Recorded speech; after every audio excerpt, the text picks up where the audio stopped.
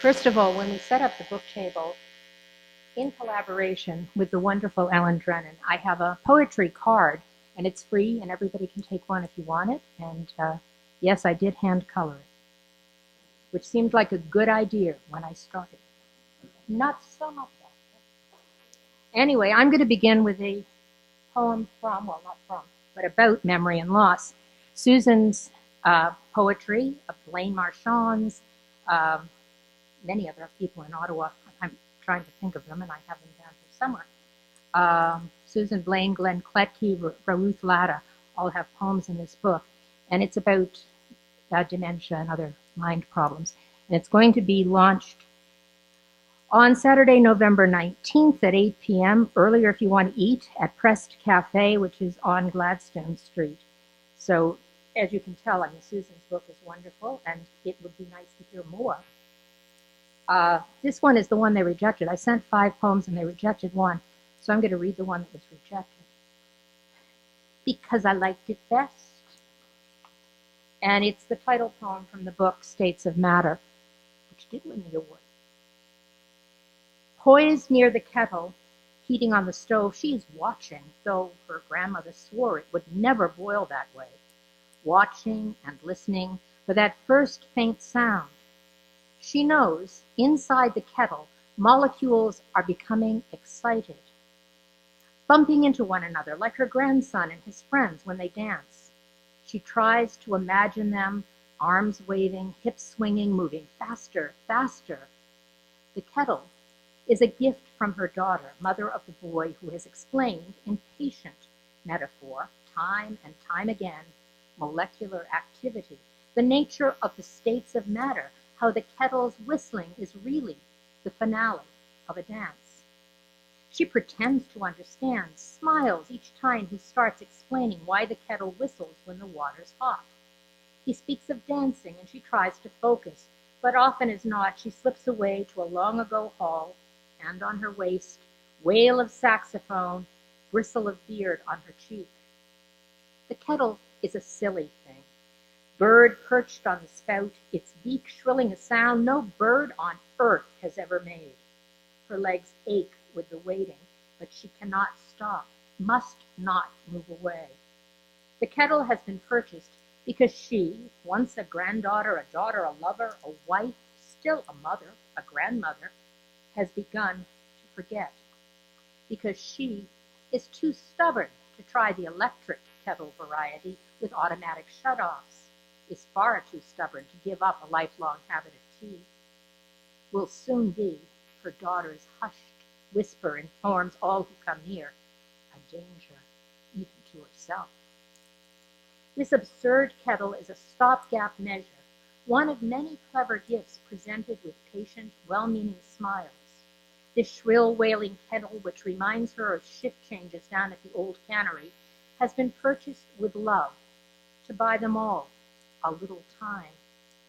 Poised, she watches, listens, prays she will not forget, hear the whistle and begin supper for a man long dead, children grown and gone.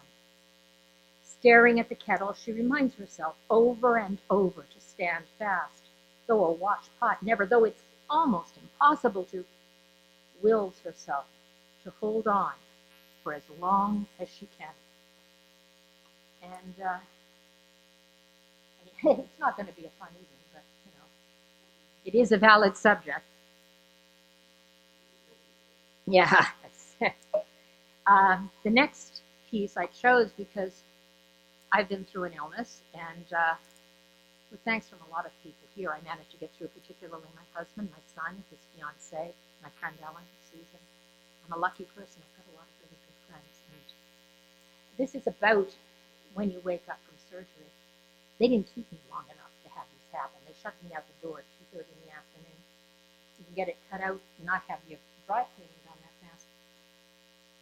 When she wakes from the anesthesia, she is a crisscross of tubes. One pumps Demerol, colors her limited vista in shades of dayglow, turns the hard-edged world into a soft, focused dream.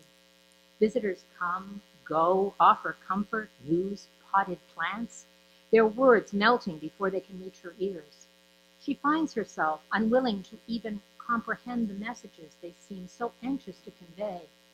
The slender plastic umbilicus that keeps her tied to this dreamscape, friend and foe.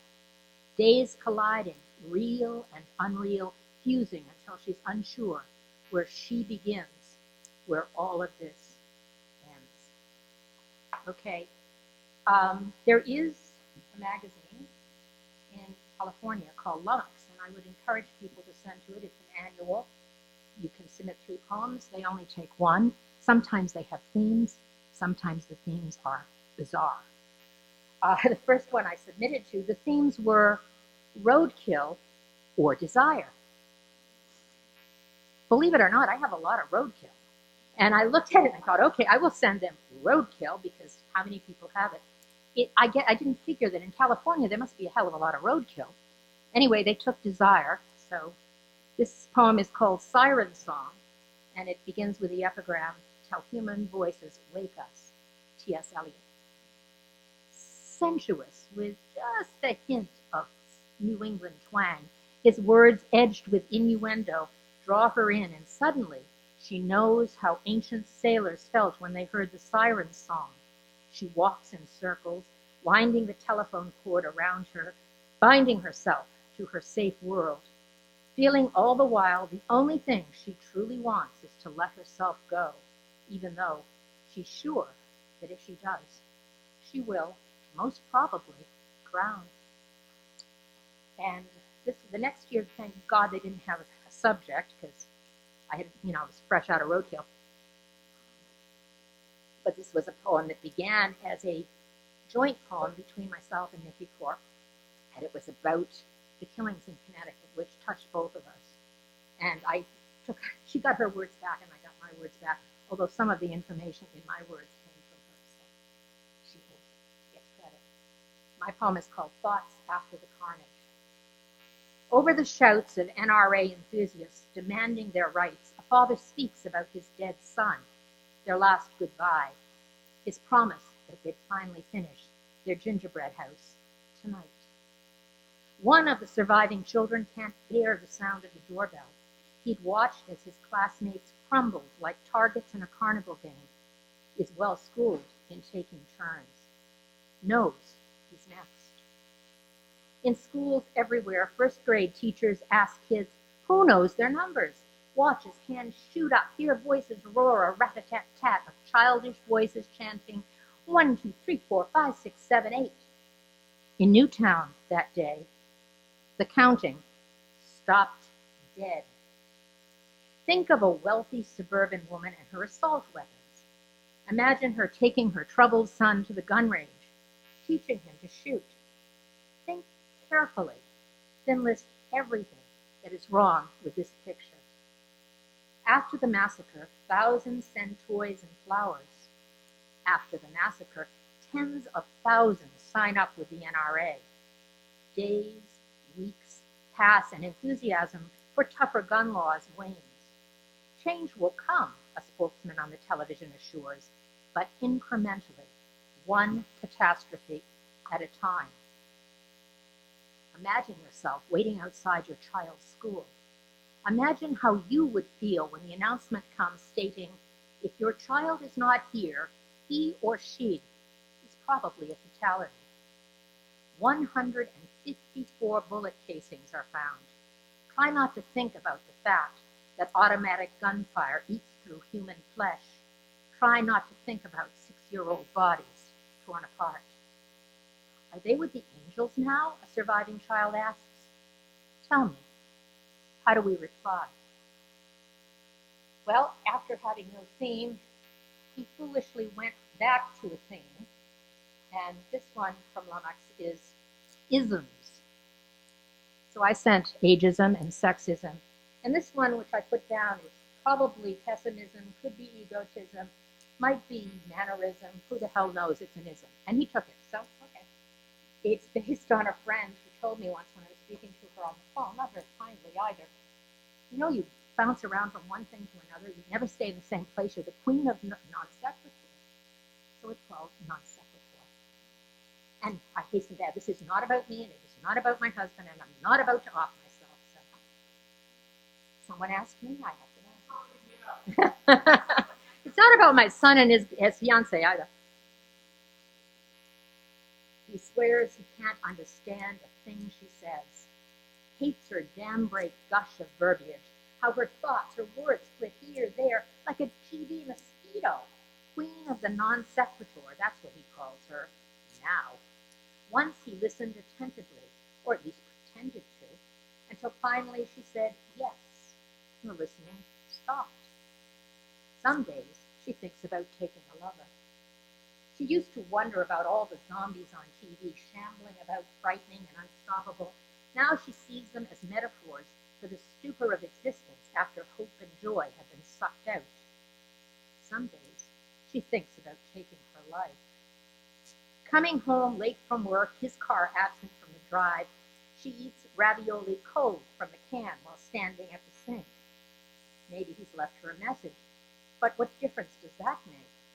She knows, whatever his excuse, it is, most likely, a lie.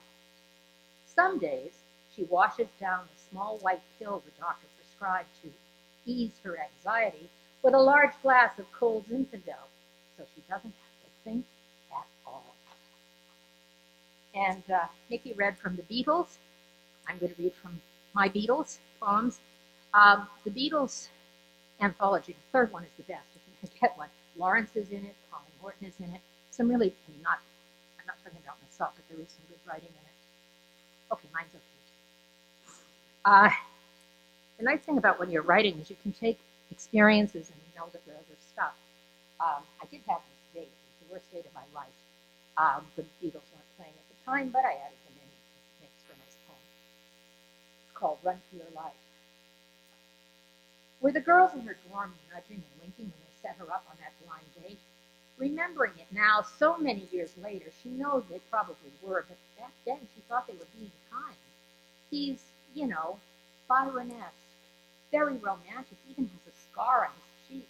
Except for that, he's a dead ringer for George Harrison. At first, the date went well. Dinner at a nice place, talk of poetry, but when they started back, things changed. Sitting in his car outside her dorm, the engine idling, radio playing, he began to ramble. Told her his job was dealing drugs, that he needed an understanding, giving girlfriend. Then he leaned in for a kiss. She'd expected this, was leery now, but still willing.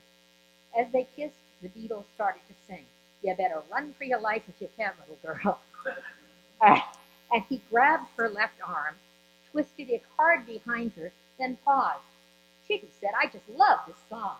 And so they sat, him holding her arm, John singing lead, Paul and George joining in. Later, the song would be banned from the radio stations, but that was still decades away. The song ended, and he twisted the arm a bit more, said, "Tell me you love me." She sat, numb. He twisted harder. "Yes, yes, of course," she said, nodding enthusiastically. "Right," he smiled. In the end, they all do.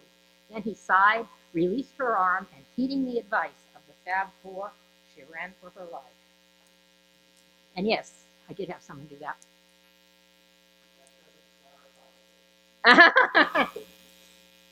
Okay, this one is based on Susan McMaster's eldest daughter's wedding, which is lovely, absolutely lovely. And it's called First Dance. Now for the bride and groom's first dance, the DJ announces. And as the couple begins to the dance floor, the Beatles sing, "When I Get Older, Losing My Hair." The guy on her left, whose wife, like her husband, seems more enthralled with the remains in his cake than the music, says, "Perfect choice." And she nods. She wonders if he knows that Paul was only 16 when he wrote that song, that John hated it, thought it was too music hall, which is why it took till Sergeant Pepper to get it recorded. You will be older, too.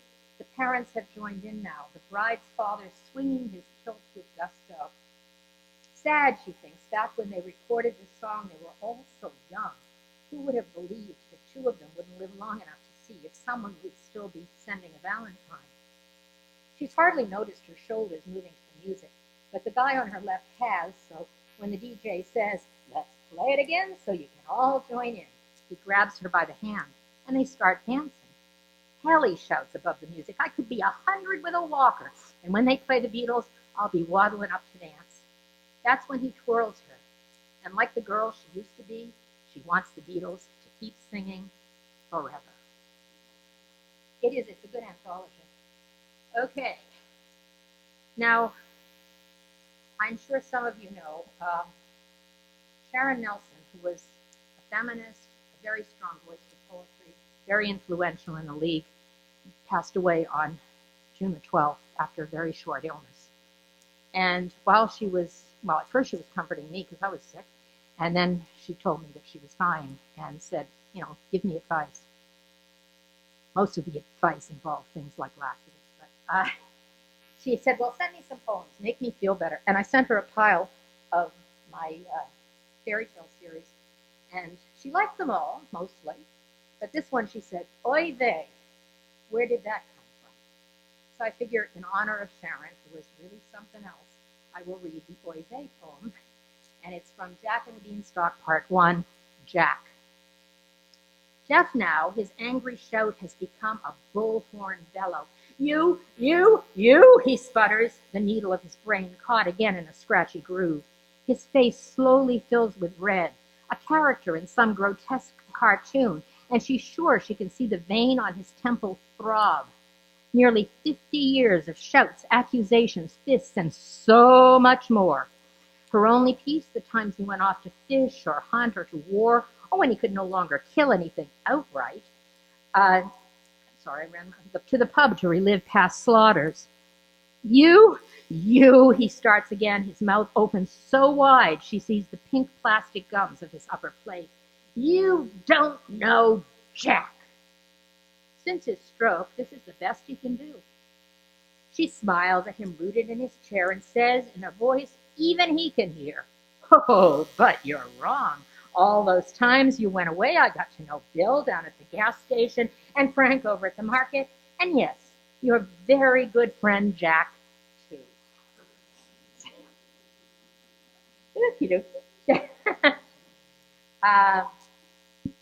Now, where am I? Okay.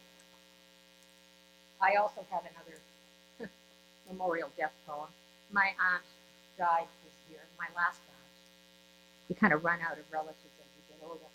And she was something else. She and my uncle met at a UFO dance, and they stayed together. She was his third wife, but they stayed together from that moment on and danced from that moment on. They were dancing into their late 80s, forward dancing. And after he passed, she went a couple of times on her own and felt guilty. I don't think he would have cared, but anyway, I wrote this for them. Looking sharp as always, he is near the bandstand, tapping his toe to in the mood. It's been a while, but as he used to say, she is a woman worth waiting for. Her hair in a Hollywood updo, her full skirt swishing as she enters to the beat, just as she did that first time so long ago. Others try to get her attention, but she heads straight for him, takes the hand he holds out to her, and like Fred and Ginger, they begin to dance. A blue-eyed singer who could be, maybe is, Frank, croons not just for just an hour, not for just a day, not for just a year, but always. And they move in perfect unison, dance on and on into eternity. Wherever she is, I hope she likes it. Actually, she had in her will that I had to write something for her when she passed, and it said, don't be idiots, you people. We have a writer in the family. Let her do it. So, okay. And this one is from Undeferred, a draft Dodger's wife remembers, but it's also published in Rocking on the Edge, both of which will be on the table in a bit. And it's called Recurring Dream, Leaving the USA, 1969. The plane is descending into the night-lit city.